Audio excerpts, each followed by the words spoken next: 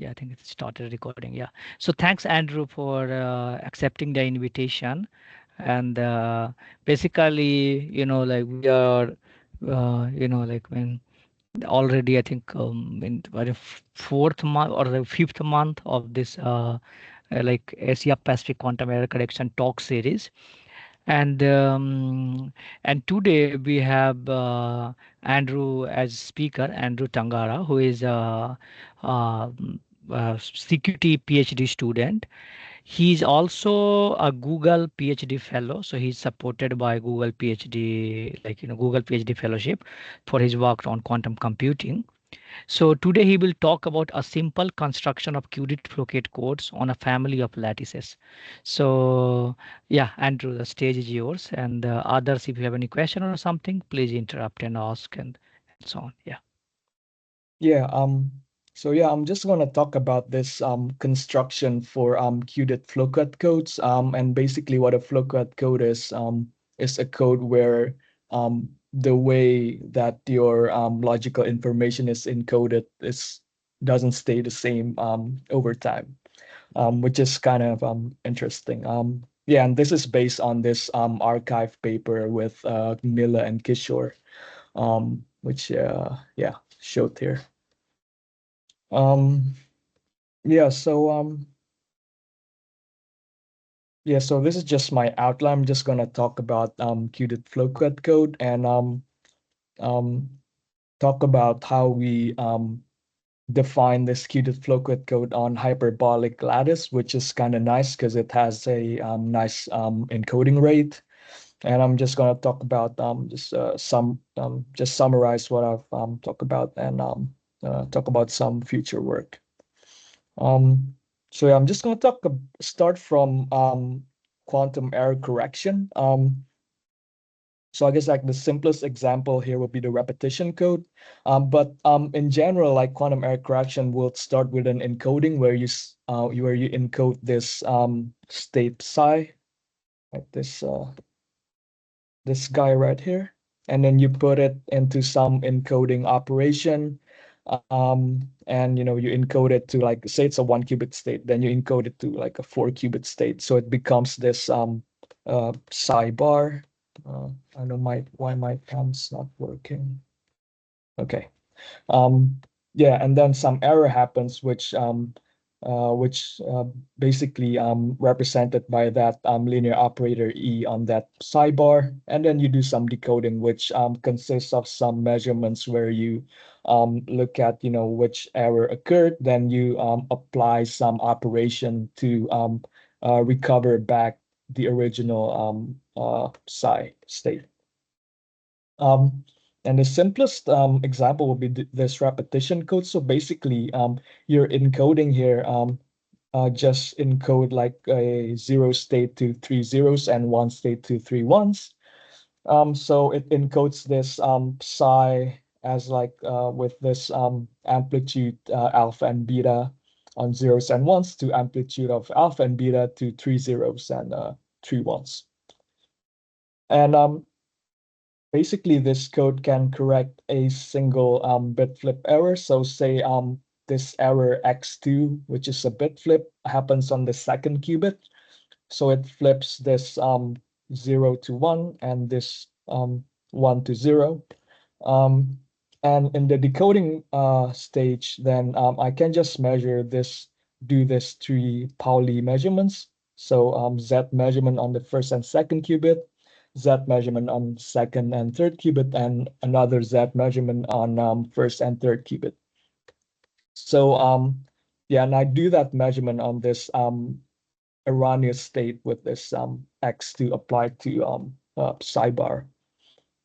And that will give me this -1 +1 outcome.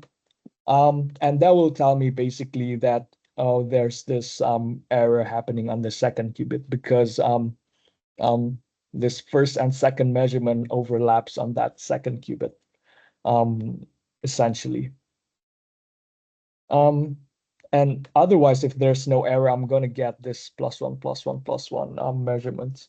And of course, yeah, it's not going to correct every error. So for errors that are not correctable by this code, it's going to give me like this +1 as well, or some other stuff that doesn't really reflect the errors. So if there's no error, then I'm gonna call this state psi bar as stabilized by this code basically. Um, yeah, so after I do this measurement, so I know that some error happens on my second qubit, I'm just going to apply this x operator on the second qubit again on this erroneous psi bar and get back my original psi bar, which is nice. Yeah, sorry, I should have talked about this notation. So this Z1 operator basically means it's identity elsewhere if I'm talking about a 5-qubit code, and just a Z operator on the first one. And yeah, that's another example for X2. Um, right. So yeah, I guess like the simplest example, the next simplest example will be a Tori code. So basically, you place qubits on the edges, oops, on this square lattice. And this square lattice basically is on the surface of this torus, which is this donut-shaped object on the left. And basically, like this qubits at the top here are the qubits at the bottom. So it has like this periodic, so-called periodic boundary conditions. And the same goes with this qubits on the left. Those are basically the same qubits here on the gray qubit on the right. Um, and in this code, the measurement that I do is just this 4-qubit Z measurement on each squares and 4-qubit X measurements that's surrounding a vertex in the lattice, which is on this right-hand side figure. So this code is called a stabilizer code because I can define this set of Pauli operators that are generated by this 4-qubit Z measurement and this 4-qubit X measurement, excuse me. Um, right, so the group, the set that is generated by this 4-qubit measurements is called a stabilizer group. They're all commuting with each other. Um, and I'm just gonna take the the common +1 eigenstate of all of the operators in the stabilizer group, which I can just obtain by getting the common +1 eigenstate from the generators, which are basically just this 4-qubit Z and X operators. Yeah, that's basically like this the third bullet point there. So yeah, just pick those states which are the +1 eigenstates. Yeah, and basically, we call this the Z operator Plaquet stabilizer and the 4-qubit X operators as vertex stabilizer because they surrounding a vertex, and this the Z's are basically defined on the face of this lattice, the so-called Plaquet. Um, Yeah, and basically, if you have like this string of errors that are happening on this neighboring or like this 4-qubits Z errors on this 4 qubits that form a string, so that's this top left-hand side figure, then I can just correct it by applying a Z operator that forms a loop that goes back basically to the end of that error string. So I'm gonna get like this thing here, and basically that cancels out the error. Um, yeah. So I'm just gonna stop a little bit and see if there's any question. Um, yeah. Well, seems that there's no questions, so I'm just gonna keep going. So just gonna talk about this another example of a code which is called the Kitaev honeycomb code or honeycomb model. And that's basically introduced by Kitaev in 2005 from this paper. And instead of a, a, a square lattice, as in the toric code here, um, the lattice that we're looking at is this hexagonal lattice, or the so-called honeycomb lattice, because it looks like a honeycomb. And we're still working with a torus here. So we put this hexagonal or honeycomb lattice on the surface of this torus, um, and define the measurements to be 2-qubit measurements on the edge. So this edge that is labeled as Z, we perform 2-qubit Z measurements. On the edges labeled as Y, we perform 2-qubit Y measurements, and the X edges, the X 2-qubit X measurements. So this is something that is called a subsystem code, because the measurements are not necessarily commuting, but you can still obtain a stabilizer group from that and define your code similarly as we've seen before, as the +1 eigenstate of that stabilizer group. Um, but so that's what people usually do with this code with non-commuting measurements.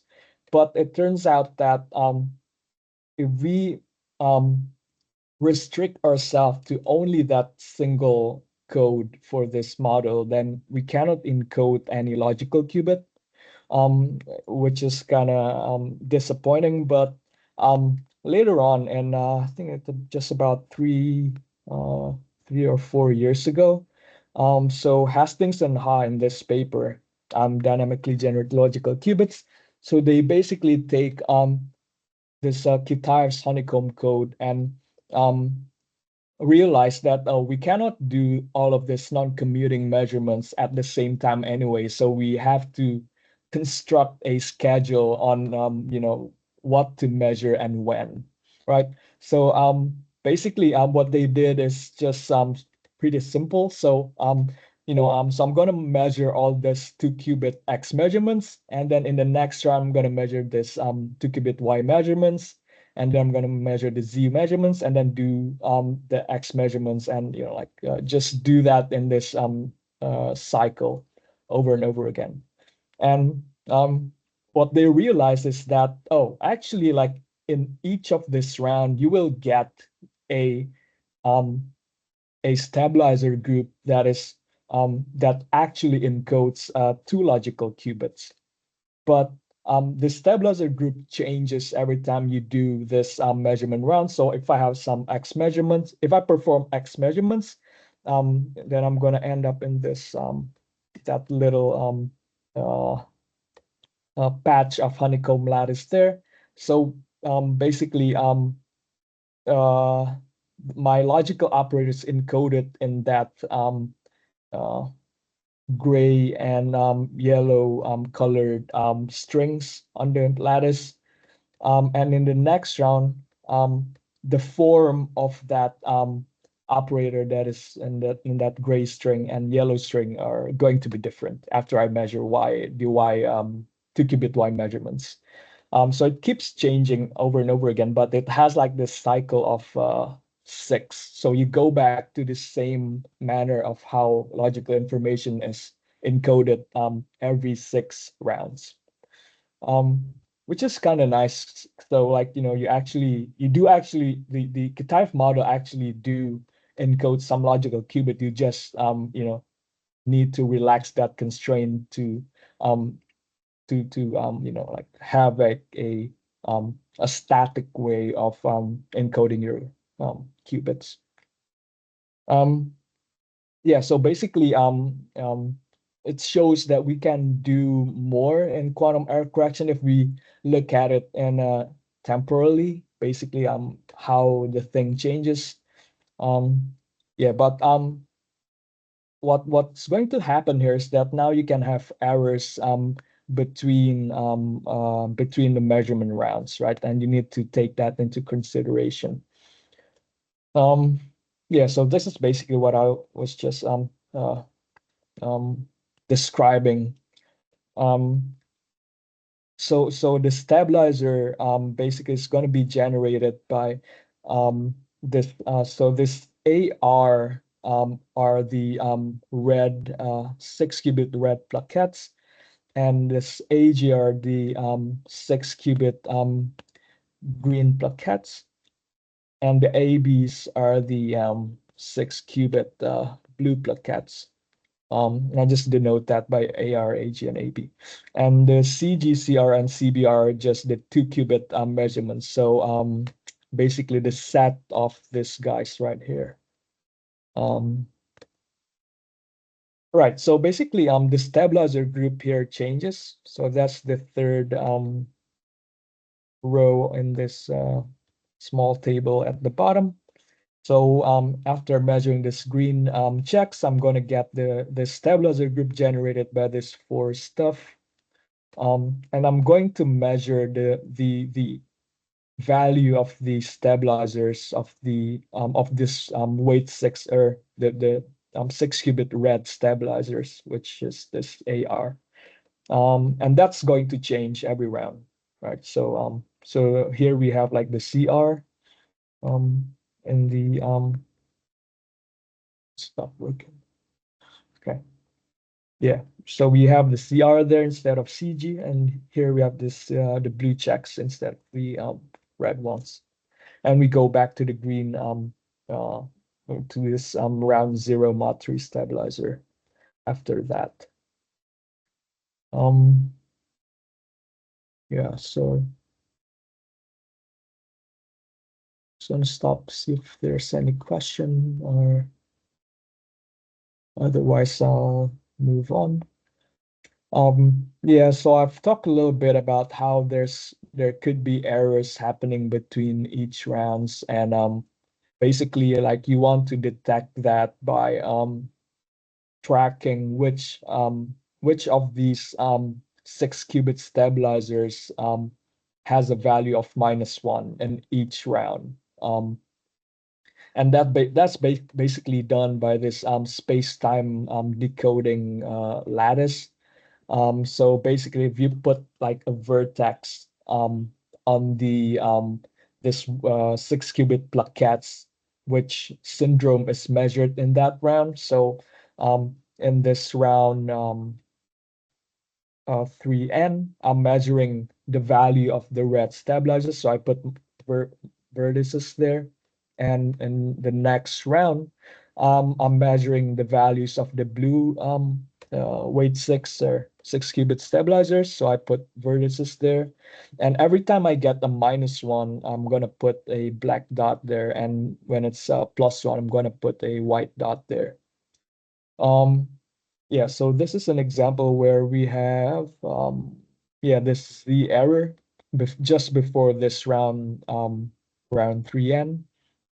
And that's going to flip this red and the green um, stabilizers that coincides with that erroneous qubit.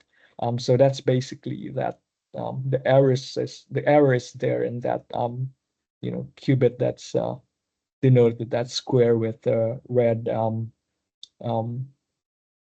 outline.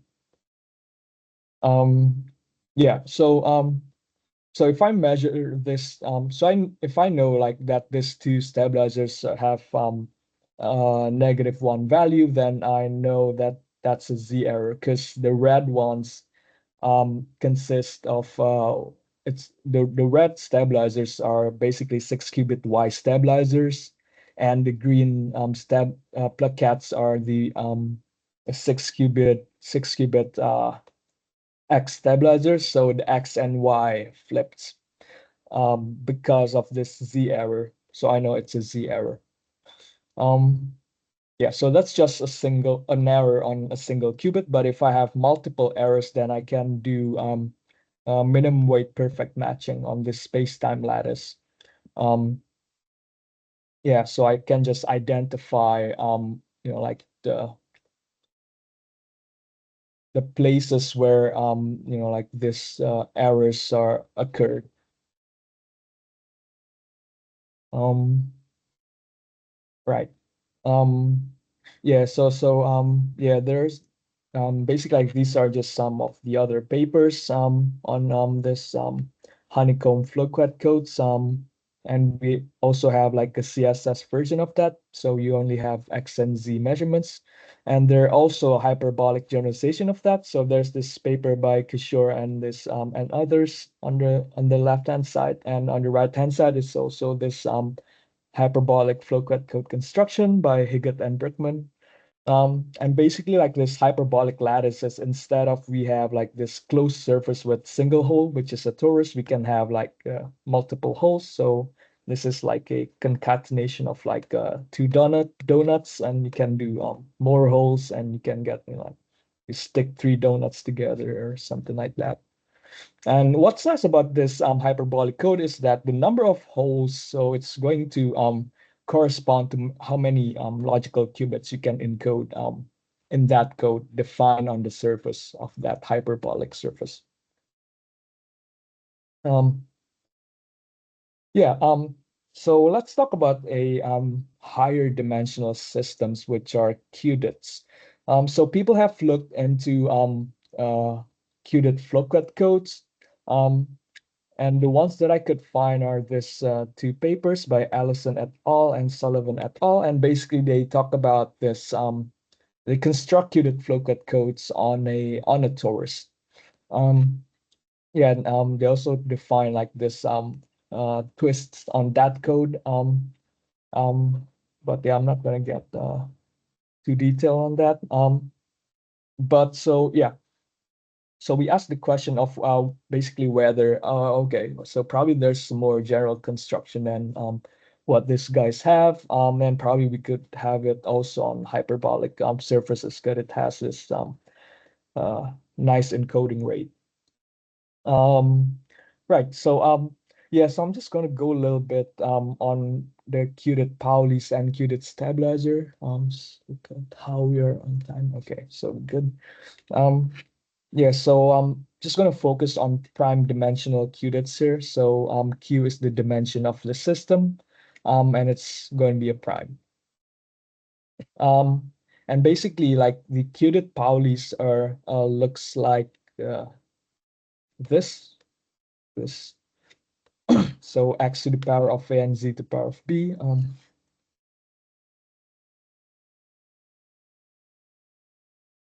Um, and this x and z are basically defined by this. Um, and this is just a generalization of the X and Z qubit Pauli's. So you add one to what this eigenstate or like the basis state. So J X applied to J, it's going to be J plus one. And everything is done in this modular arithmetic. So if it's a qubit, then 0 plus 1 is going to be 1, and 1 plus 1 is equal to 0. So that agrees with the qubit case. And instead of the Z operator given a -1 phase on the one state in qubit, so this is generalized to this the root of unity to the power of J. Um, yeah, which is kind of nice.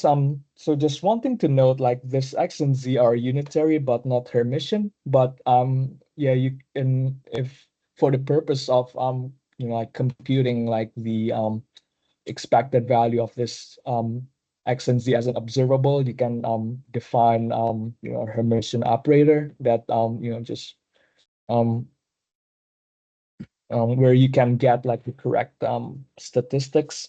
But yeah, I'm not going to get too much into that. And yeah, so the other thing that's different from qubits is the commutation relation. So yeah, so it's basically that the z and x equals to the root of unity x and z.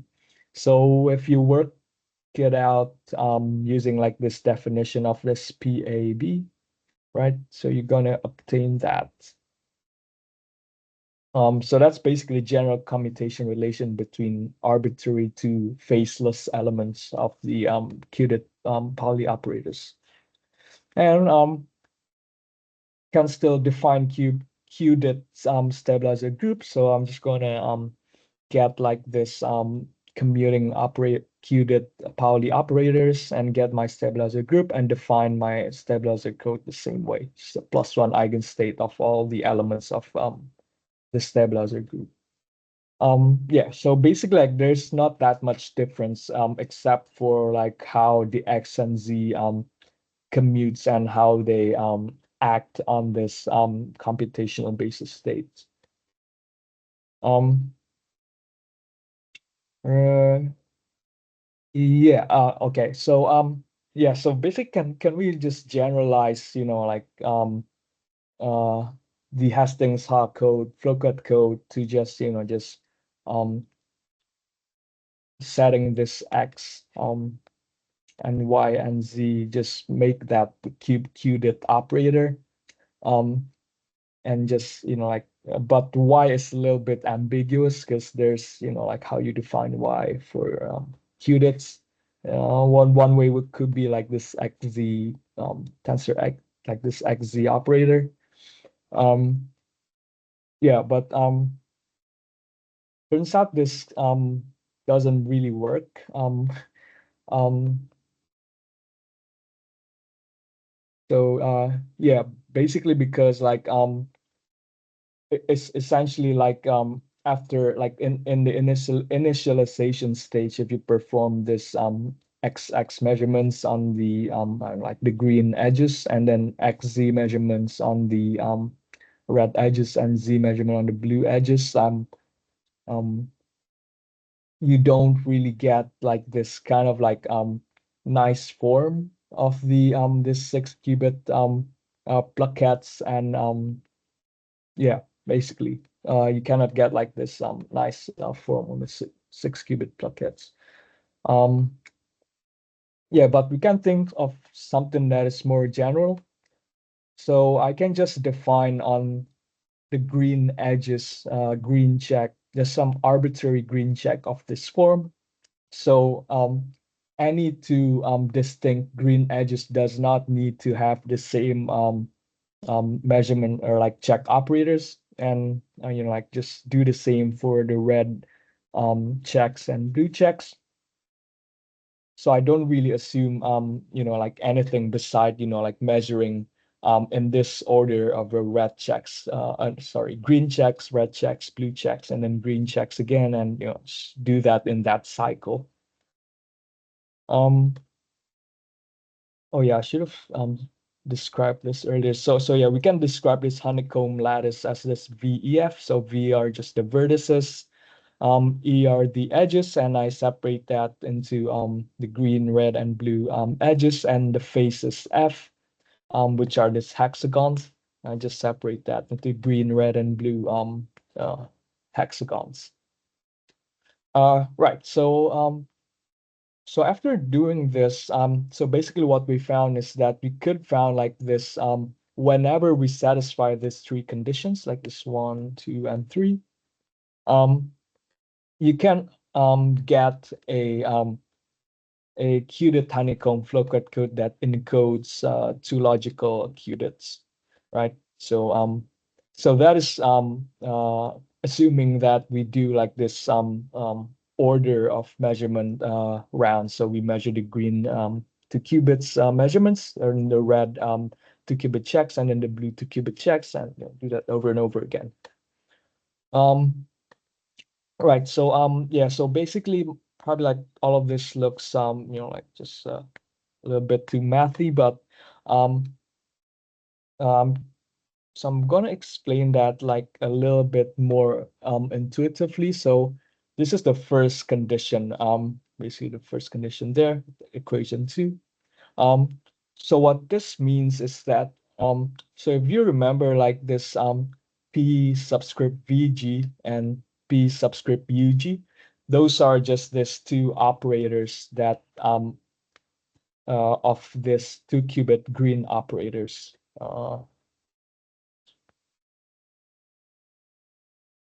Yeah, so that guy and that guy, right? So if I take some edge, right?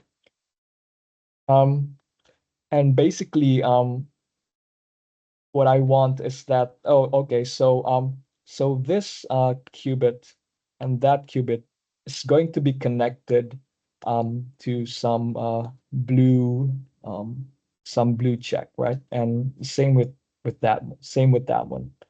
And basically, I want the commutation relation of the Pauli operator of the green check and the blue check on that qubit, like this V qubit, um, to be to have like the commutation relation, the inverse commutation relation of the other qubit, right? So let's say like that. So Andrew, I think there's a question in the chat. Cassidy is Okay. asking. So basically, the X is like creation annihilation operator. I don't know what he Um, means. ah, mm, Maybe for the Qudit case, I was thinking. Okay. yeah, Yeah. Okay. yeah, I you mean, could, it's a shift operator, but yeah. Okay. yeah, yeah, I guess you could think of it as a creation operator, but after at some point, okay, so if I take Q equals to 3, then Q is equal to 3, then X, what, X2 is going to equal to 0, right? Because I'm doing this modulo Q arithmetic. So 2 plus 1 is going to equal to 0. Um, uh, sorry, I couldn't. Yeah, I get it. I get it. Does that make sense? Just Okay. mm. All right, cool.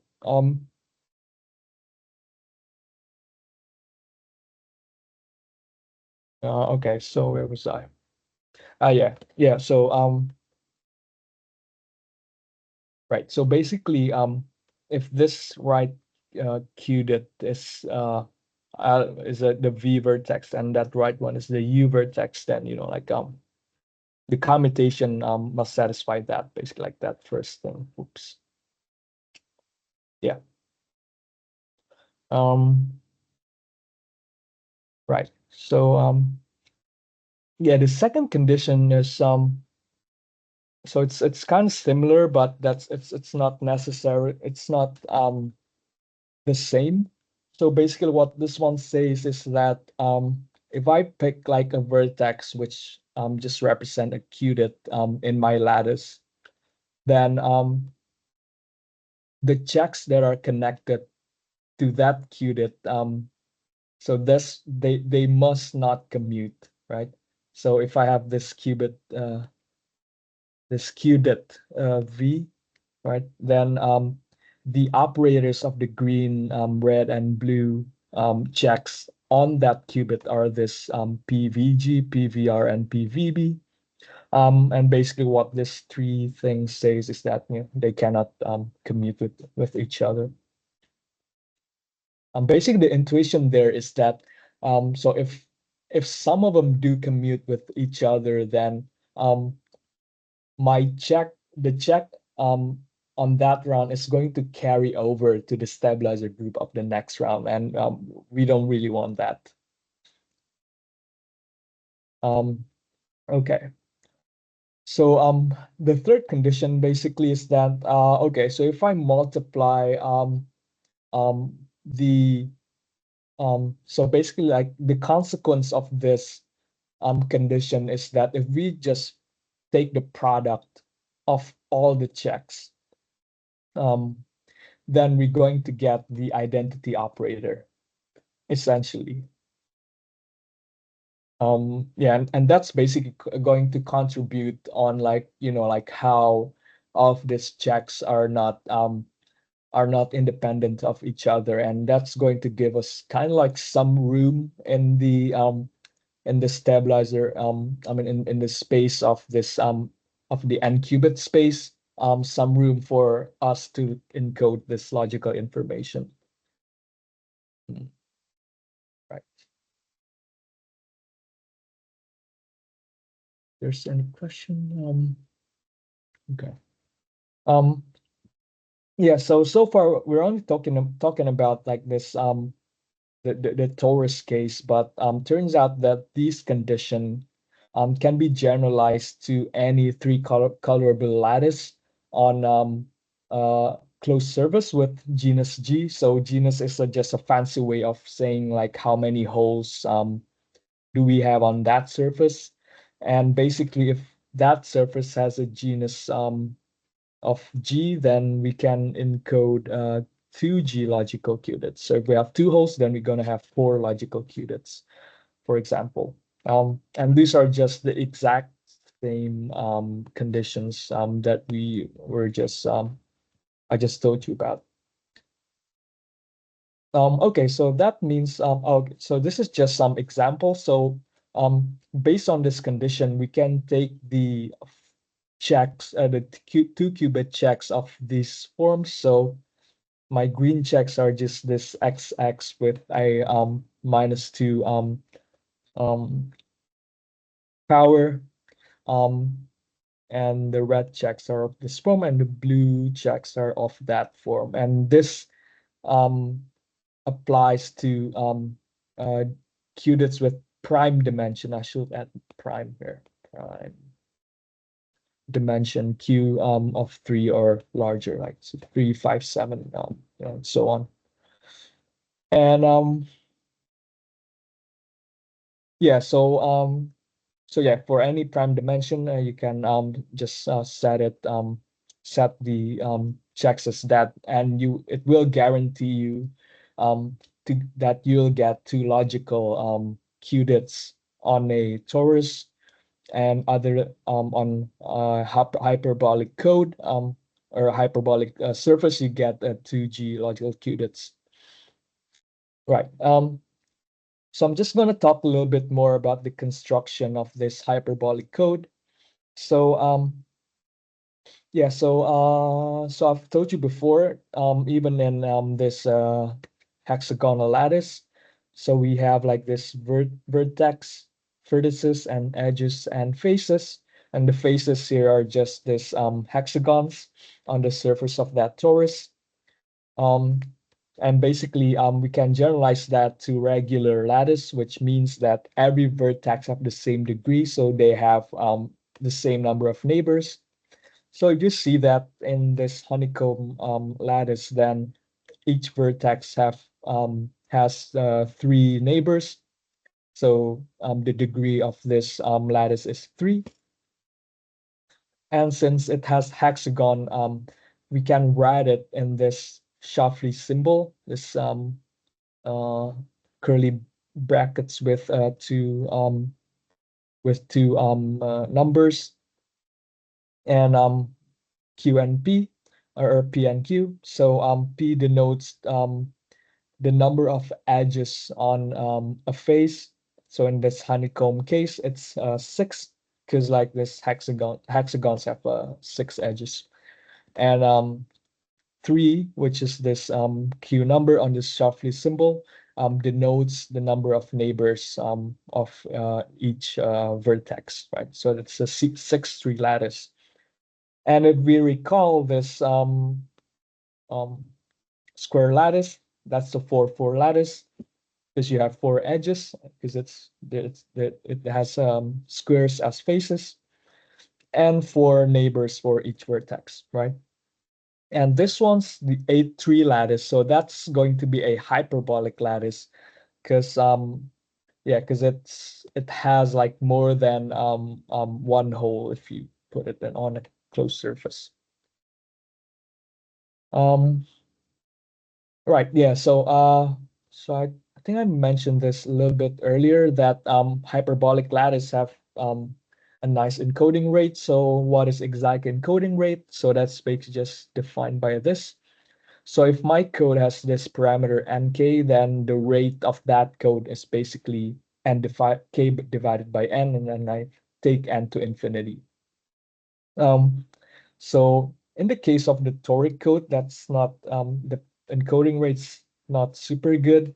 It's 0, because no matter how many qubits I put into this toric code, you can only encode 2 logical qubits. So this k is going to be equal to 2, and if I take n infinity, that's going to go to 0.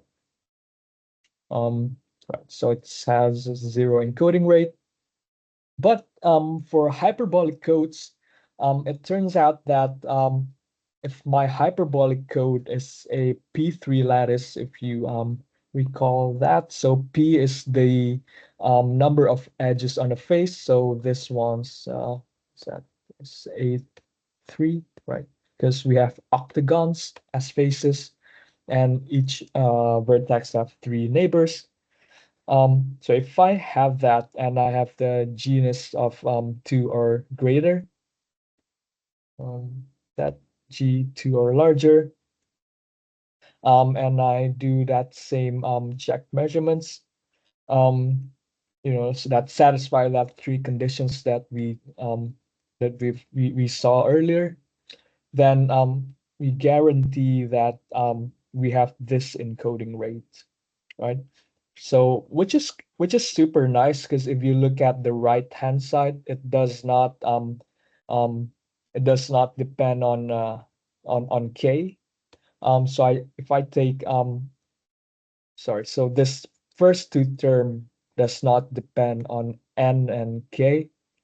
Um, so if I just take n to infinity, then this thing is going to cancel out. I'm gonna left with that, right? So it's only going to depend on p, which is the depends on the faces of the shape of the face of your lattice. And if I also take p to infinity, then I'm gonna have this 1/2 encoding rate, which is super nice. Um, right. So basically, what I'm trying to say here is that you can have like this super nice encoding rate if you use this hyperbolic lattices, which are conditioned also the three conditions that we saw earlier. Applied to can be applied to this hyperbolic surfaces. Um, those yeah. So this last thing that I'm gonna talk about. Yeah, I think that's the last thing I'm gonna talk about. So I mentioned the subsystem code earlier, which is that Kitaev honeycomb code. Just go back there real quick. Yeah, so this hexagon, this code on this hexagonal lattice, and it cannot encode any logical qubit, but once we see it as this dynamical code, we don't require the encoded information to just stay the same at all time, then we can get some logical qubit. So it turns out that any code that satisfy um, our conditions, so these three conditions, if we look at them as a subsystem code, then they cannot encode any logical qubit. So let's see, what was the time? Okay, so yeah, I'll just go through the argument real quick. So basically in subsystem code, so you take this group, subgroup of Pauli group called the gauge group, and define that as the group generated by the check measurements, right? So we have this green check measurements, the red check measurements, and blue check measurements, and let's generate this gauge group by that. Turns out that we have this 3n over 2 minus 1 independent generators of this gauge group. Um, and basically you can work that out from that third condition. Yeah, that's quite far back, but yeah. So basically it has like this 3n over 2 minus 1 independent generators. And for subsystem code defined by this gauge group G, you can define the stabilizer group as the center of that gauge group. So basically, I'm going to take all the elements in that gauge group that commutes with everything else in that gauge group G. Then I'm going to get this stabilizer group S, right? So that's basically what it means to be a center of some group. And also from all these three conditions that I've showed you earlier, turns out that this stabilizer group has this n over 2 plus 1 independent generators. And then from this, we can compute.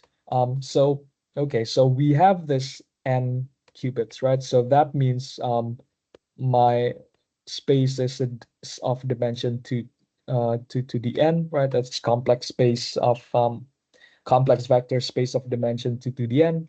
So some of those dimension we're gonna use that for the gauge Qudit, right? So basically, like that's going to go to be attributed to how we perform this non-commuting measurements, and that's computed by this formula.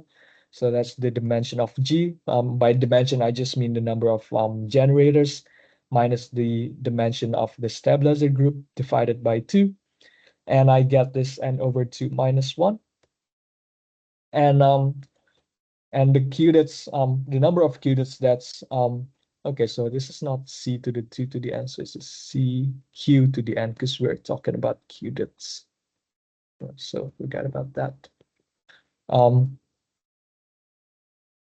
yeah, so the number of qubits that we use for error syndrome, from that stabilizers, because we get the syndromes from the stabilizers. So that will be just the dimension of that stabilizer group, which is this n over 2 plus 1. All right. So from that, we can compute how many logical qubits that is encoded in that code, right? And that's basically just by subtracting the number of qubits we use for the gauge measurements and the number of qubits we use for the error syndromes, which is this R, right? And if you subtract, n with this, the sum of these two numbers, then you get 0. Um, yeah, which is interesting because it turns out that there's like this whole family of codes where if we see it as subsystem code, you cannot encode anything. But if we see it dynamically, then there are actually logical qubits there. Right, yeah. So that's basically all I have. Just to summarize a little bit. So yeah, we have this set of conditions to construct Qudit Floquet code. And yeah, all codes based that's generated from that conditions. You can have logical qubits dynamically, but not statically as a subsystem code. Um, and it has this non-vanishing encoding rate if you encode that on a hyperbolic surface. And you can encode it in any hyperbolic surface essentially. And yeah, just some future work. So I did not talk about decoding, but basically you could in principle you could construct that same space-time lattice that I've showed you earlier and do some qubit decoding algorithm. Unfortunately, the minimum weight perfect matching doesn't really work with qubits. So yeah, I've seen like some other qubit decoders like this renormalization group, and trellis decoders, and a belief propagation. Um, this guys. Yeah, probably someone could generalize it to to this Floquet code decoding. Um, Also, yeah, we could generalize this to planar lattice because that's going to be better for experimental implementation. Because I don't know if anyone know how to construct a hyperbolic lattice physically. Um, or and yeah, like look at how we perform logical operations like logical gates for this Qubit Floquet codes. Uh, Okay, so yeah, that's all I have. Thanks. Yeah, yeah. Thanks, Andrew. Like this was very nice. Uh, yeah, I think Kasidit is asking a question. So the encoding rate of the honeycomb is Ah, also sorry. 0. Yeah, I mean the static case, right? I mean, Yeah, so if you look at it as a subsystem code, then it's going to be 0. Like that Kitaev code. I can't remember. Like I think originally, like Kitaev's motivation is just to look at like topological order stuff. So I guess like he doesn't really care about like if if you could actually encode logical qubits. But yeah, I'm not super sure. Um, but yeah. Yeah, I just saw your encoding formula in the hyperbolic case Ah, that you show the that one is for the dynamical one or static one. right. Let me just go there. I mean, the towards the end, right? The basically the Is it like this one? Yeah, this equation. Can mess oh, out of things. I mean, Mm, so yeah, so this doesn't apply to the honeycomb code because you cannot a you cannot tessellate the surface a surface with a closed surface with genus 2 or larger cannot be tessellated by honeycomb. Oh, okay. Yeah. So I see. that's why oh no. Yeah, sorry. So this is supposed to be sorry, so it's supposed to be P larger than 8. I yeah. So I see. mean, so it's some hyperbolic lattice. I mean, Yeah, yeah. So it has to be hyperbolic. Yeah. if you look at like most of the lattices, they will be hyperbolic lattices. Like in terms of the Sapel symbol, like Sapel symbol, like yeah, like you have the spherical and then the planar and then everything else you go for higher P, it will be hyperbolic. Mhm. Yeah. Yeah. Thanks, Andrew. Like, yeah, this half encoding rate was very nice and Mhm. probably the best in all hyperbolic codes that we know at the moment. Mhm. So that's in that sense, it's also an improvement over, like all qubit codes also. Mhm. Like, Yeah. yeah, like I think we should emphasize this. Yeah, like it's not only qubit code, but also for qubit case, like this is an improvement over everything. So Yeah. they actually also mention like this kind of like formula. It's not in that other hyperbolic Floquet code paper by Well, Oscar Higgett. Brookman. Yeah, yeah, that paper. Yeah, this paper on the right hand side. But they did not really formulate it as yeah, okay, so you could just they just say that okay, so we can have this constant encoding rate. Yeah. Yeah, so if others have any question, maybe please unmute and ask. If not, uh, I will thank Andrew again, and maybe we could, yeah, like close the session here. Let me stop the recording. Yeah. Yeah, I'll share my slide in the Discord Yeah, channel yeah. right after this. Yes.